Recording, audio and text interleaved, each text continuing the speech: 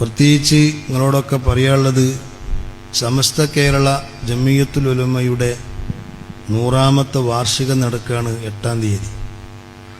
നമ്മളെല്ലാവരും അതിൽ പങ്കെടുക്കണം. അത് നമ്മളെ ദീനാണ്. എങ്ങനെ ഒരുവിധം ജീവനുണ്ടെങ്കിൽ വാഹനത്തിൽ പോകണം.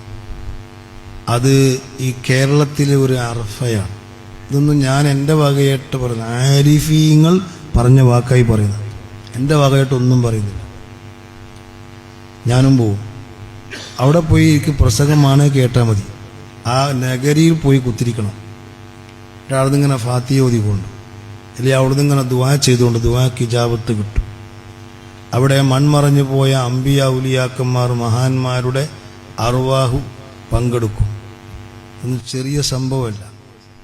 ഇൻഷാ അല്ലാഹ് അത് മഹാന്മാരെ കുരുത്തവും പൊരുത്തവും ഉള്ള ഒരു റൂട്ടാണ്. അത് അവസാനം വരെ അങ്ങനെ ഉണ്ടാകും. അള്ളാഹു നിലനിർത്തി തരുമാറാവട്ടെ. അതിനെല്ലാവരും പോകണം. വലിയവരും ചെറുപ്പക്കാരൊക്കെ പോകണം.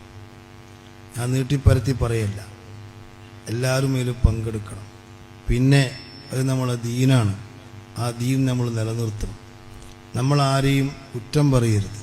പണ്ഡിതന്മാരെ കുറ്റം പറയരുത്, സയ്യിദന്മാരെ കുറ്റം പറയരുത്, നമ്മൾ ആരെയും കുറ്റം പറയരുത്.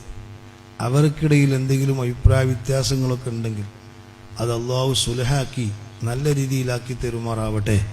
അതിന് അള്ളാഹുവിനോട് പ്രാർത്ഥിക്കാം. ഈ ഉമ്മത്ത് പിളരുന്നതും, ഈ ഉമ്മത്ത് ഇനിയും അകന്നു പോകുന്നതും, ഈ ഉമ്മത്ത് ഇനിയും പലതുമായി തീരുന്നതും നമ്മൾ പേടിക്കണം. നമ്മുടെ ആരുടെയും വാക്കുകൊണ്ട്, പ്രവൃത്തി കൊണ്ട്, ചിന്ത കൊണ്ട്, നിലപാടുകൊണ്ട് അങ്ങനെ ഒന്നും സംഭവിക്കരുത്. അത് അള്ളാഹുവിനോട് ദുആ ചെയ്യണമെന്നും, നമ്മുടെ അഖീദ, നമ്മുടെ ദീന് അത് സമസ്ത കേരള ജമിയത്തുൽ ഉലമയാണ്. അത് നമ്മൾ മുറുകെ പിടിക്കുകയും വേണം. അതിൻ്റെ ഖാദിമീങ്ങളാവണം. അതിനു വേണ്ടി വേണ്ടതൊക്കെ ചെയ്യണമെന്നും എല്ലാവരോടും ഓർമ്മപ്പെടുത്തി ഇൻഷാ അല്ലാഹ്